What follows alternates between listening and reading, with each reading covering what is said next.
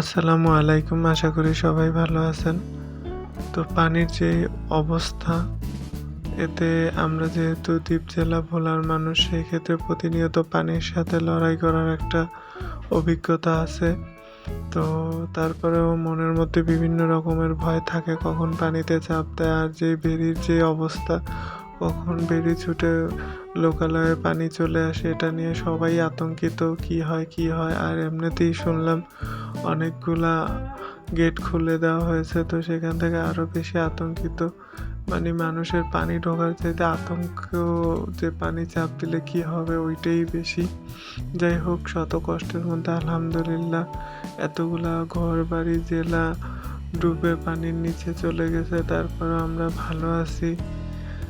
সবকিছু মিলিয়ে আল্লাহর কাছে লাখো কোটি শুক্রিয়া জানাই। তো আজকে খাবারে পোলাও, সালাদে পেঁয়াজ আর কাঁচামরিচ, রোস্ট আর চিংড়ি মাছের মালাইকারি ছিল।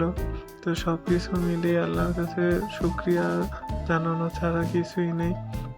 পানি দেওয়ার মালিকও যিনি, আবার পানি কমিয়ে নেওয়ার মালিকও তিনি।